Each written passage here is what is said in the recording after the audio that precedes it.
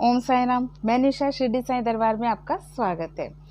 Happy Thursday to all.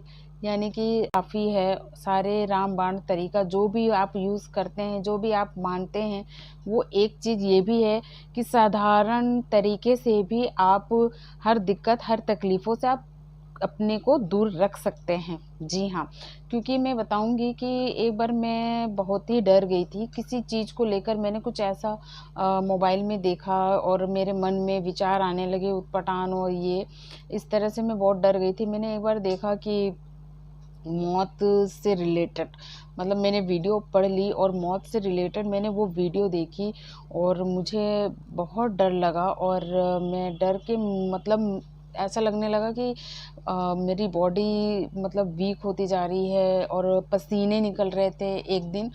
तो तुरंत ही मैंने बस कुछ नहीं, मैंने तुरंत ही बाबा का नाम लिया, ओम साईं राम, ओम साईं राम। मैंने इतना ही बस बोला और थोड़ी देर में, और मेरी इतनी हिम्मत नहीं पड़ रही थी कि मैं जाके बाबा की विभूति मंदिर से उठा के ले आऊँ या लगा लूँ, ऐसा कुछ नहीं हो रहा था।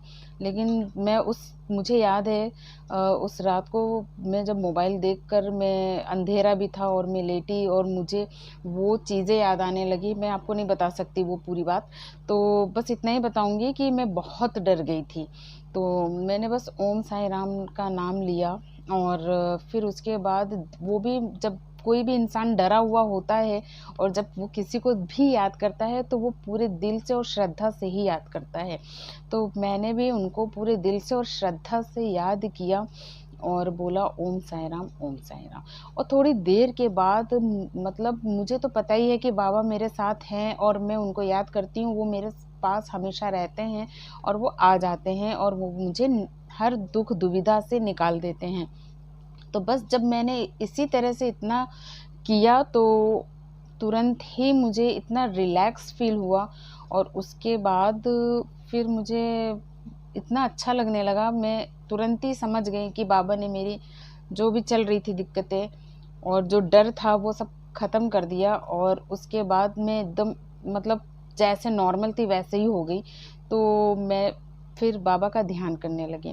तो सच बताऊं भक्तों, अगर बाबा को आप किसी भी तरह कोई डर हो या किसी भी तरह की मुसीबत परेशानी, तो आप अगर आपके पास समय नहीं है और आप कुछ नहीं कर पा रहे हैं तो साईं नाम ही काफ़ी है। जी हाँ, आप साईं नाम ही काफ़ी है। साईं नाम का रटन अगर आप कर लेते हैं सच्चे दिल से, श्रद्धा से, तो आपकी सारी दुख परेशानी, दुख दर्द वाकई में ख़त्म हो जाती है।